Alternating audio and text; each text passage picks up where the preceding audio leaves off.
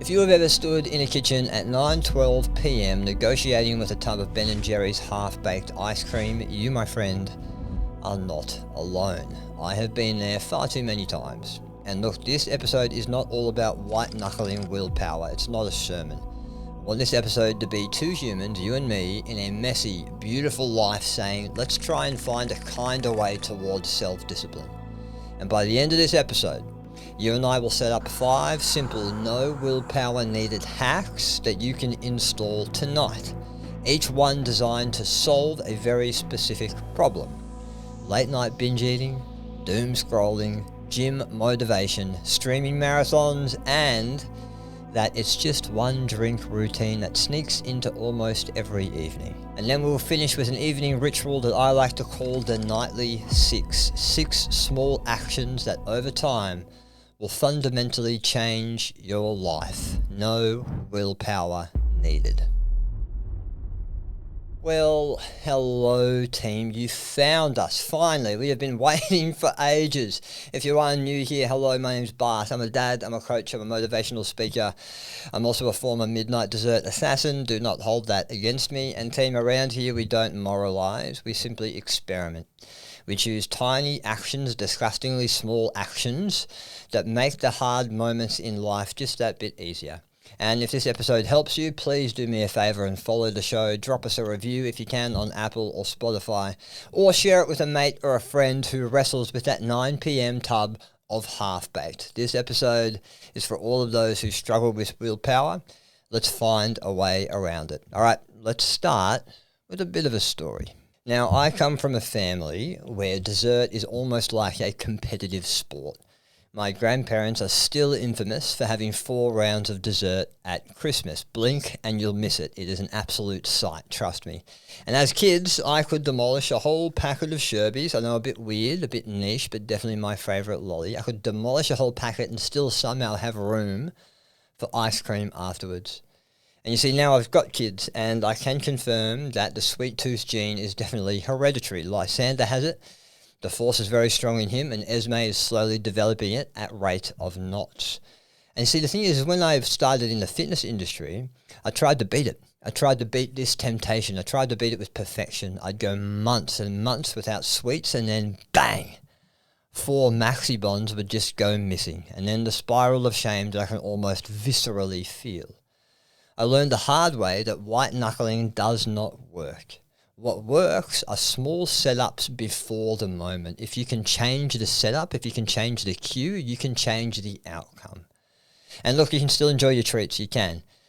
You just don't need to eat 5 of them every single night. Now team, as we dive into the science just a little bit, here is what I want you to hold very gently. Willpower is not a character score. It's simply a context meter. When energy is low and focus is low and attention is low, cues are often loud and everything you want is within arm's reach. And then what happens is that self-control can drop. I want you to understand that that is not weakness. That's a normal brain in a noisy environment. Habits run on a framework: cue, routine, reward. And most of us try and wrestle with the routine in the heat of the moment, but that is the hardest place to fight. It is far easier to tweak the cue and offer a kinder reward. Underneath all of this, there is one very simple principle, and really I could sum up the entire episode in this sentence. Make the right thing to do in your life easy, and make the wrong thing to do hard and annoying. This is not a heroic approach to habit change, but it is a very successful one. And so here's the part of the episode where I want you to take action. I want you to open your notes in your phone and answer this like you're texting a friend. In what part of my life do I cave? When do I give in to temptation? And where am I when that happens? And what am I feeling? Am I feeling bored? Am I feeling stressed? Am I feeling lonely? And now I want you to choose one evening behavior, one of these temptations that you want to stop tonight. And in the rest of this episode, we are going to address it. Hack number 1 is about binge eating. The problem is that I raid the kitchen at night and blow past feeling full. And this doesn't even need to be just at night. This can be any time during your day. Let's simply make the Let's simply make the kitchen quieter. At 9 p.m, the freezer can feel like it's calling your name. It's going, Bart, I'm full of all these delicious flavors. All you need to do is grab a spoon and eat me, Bart. I'm right here, Bart, Bart. Hey. And so if we want these voices to stop whispering sweet nothings into our ear, we just need to rearrange the kitchen to make it quieter, softer, and calmer for your cravings. Here is the hack. I want you to make sure all the delicious things, the stuff you know you should not be eating, is in opaque containers and shoved to the back of the fridge or the back of the freezer. And then I want you to put the stuff you should be eating, the high-protein Greek yogurt, the delicious fruits, the delicious vegetables, at the front. Remember, your perception is your reality. And if we are seeing healthier food and not seeing the bad stuff, the cravings are going to be simply less. But this isn't a life sentence. You don't need to go through your life not eating the delicious things. If you really, really want something, you want to reward yourself in some way, I simply want you to pour a protein shake and sit down for 10 minutes before you eat it. What you'll often find is that people are either just thirsty or lacking in protein or lacking in good nutrients. And the thing that they're craving isn't the thing that they're craving. They're just craving water or protein or good food. Giving yourself this space, giving yourself those 10 minutes will often make that craving just whisper away. And then you're not only healthier, but you're probably going to guarantee yourself a better sleep. Team, we're simply just softening the cue here. We're not focusing on the routine. We're focusing on the thing that initiates the craving. If you stop the cue, you don't need the willpower to fight through the temptation. Hack number 2 is called the scroll swap. It is for people who cannot stop doom scrolling, especially at night. And team, we're not going to wrestle with your phone. No. We're simply going to repurpose it. I want you to set a note for your lock screen that says after 9 p.m, read a book, go to bed. That is your reminder. I then want you to ensure you are putting your charger with your phone plugged into it outside of your bedroom. Put it in the kitchen, put it in the bathroom. When the charger lives out there, the phone sleeps out there. It cannot disturb you. And then I just simply want you to add one small ritual. I want you to sit on the couch, phone away, place the phone face down, plug it into the charger, and I want you to read a book or a Kindle if you need a screen. And then I want you to sit there for 10 simple minutes, set a timer if you need to. And when that timer goes off, you decide bed or another 10 minutes of reading. Most nights, 10 minutes will be enough to stop that doom scrolling spiral. And why this works is that you are giving your brain the stimulus it's seeking. It's seeking novelty and focus. We don't need your phone to do that. So we're appeasing our brain, we're appeasing our body, but this time we've made a better choice than simply scrolling on our phone again. Hack number 3 is all about the gym. This is called the gym Kickstart. This is for people who say, hey, I'm going to train in the morning and then just miraculously bail.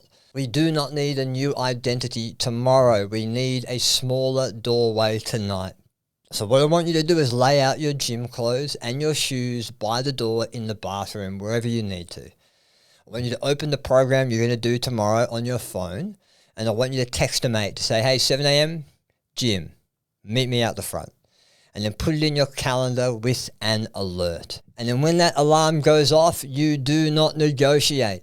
You put those clothes on that are ready for you to go. You go to that pre-prepared breakfast that you made the night before. You down it. You go to the gym. You meet your mate there. You make your life better because of that choice. Most of the time, beginning is enough to simply keep going. And hey, if you miss the gym, that's okay.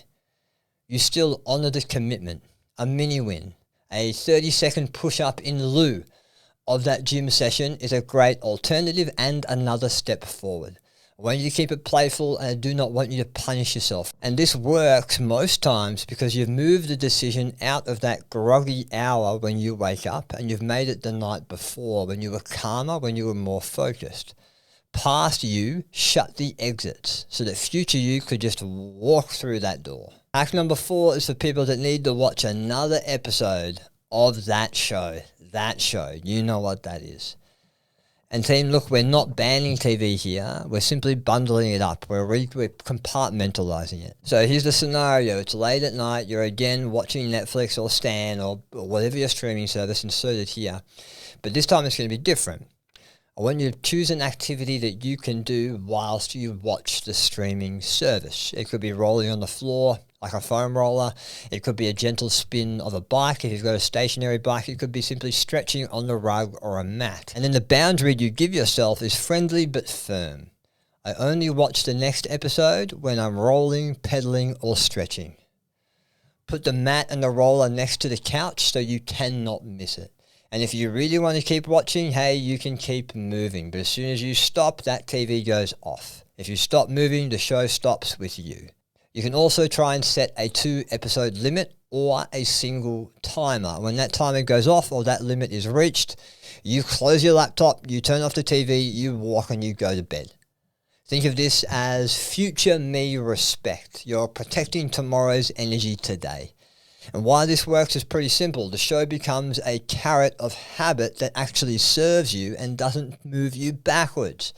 And all of a sudden, you've added a natural off-ramp so that you can get to bed easier and not get trapped in autoplay again and again and again. And hack number 5 has to do with booze, the toughest one for a lot of us out there. The problem is that nightly drink is now your default, even when you don't really want it to be.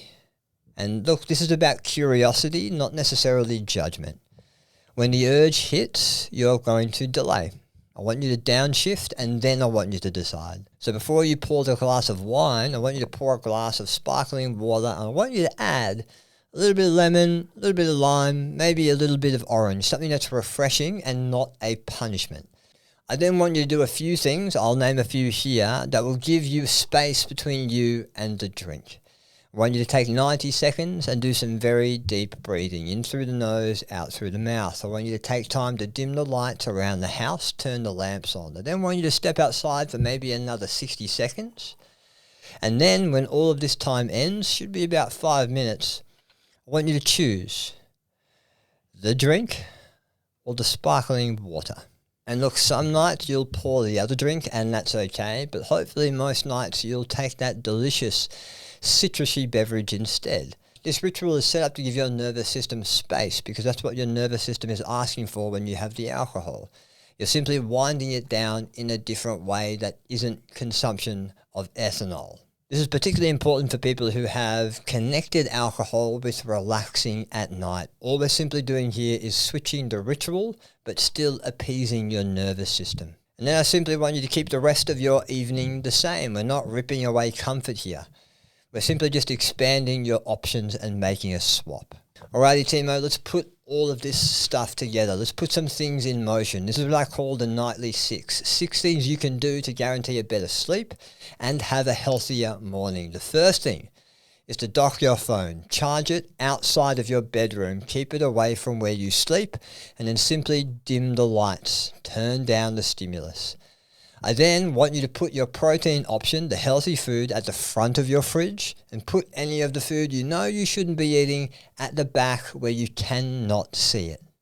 Number 3 of the nightly 6 is to set your lock screen note as your 9 p.m. reminder to stop the scrolling and do something different.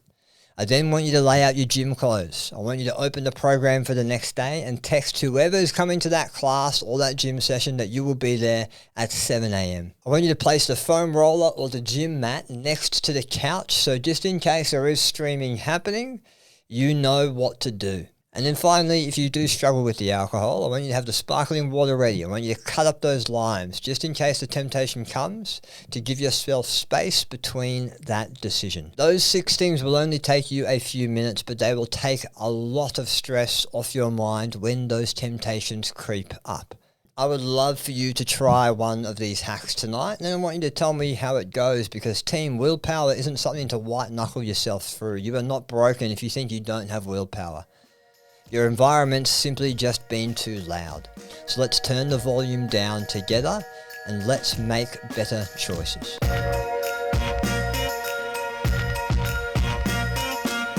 Team, this is Built Resilient and my name is Bart Walsh. I'm a motivational speaker, I'm a fitness expert, and I am utterly delighted that you made it this far into the episode. If you've been with me for a few episodes now, thank you. There's so much more coming in the works. I cannot wait to share some things that will remain nameless that are going to be incredible in the future. And if you are new here, thank you so much. Make sure you do subscribe. Make sure you do follow on all the social pipes. We're doing some wonderful things, not just in this podcast, but with my presentations and everything around this resilience revolution that we are creating. So team, you don't need to have strong willpower to make better choices. And I hope this episode has helped you understand that.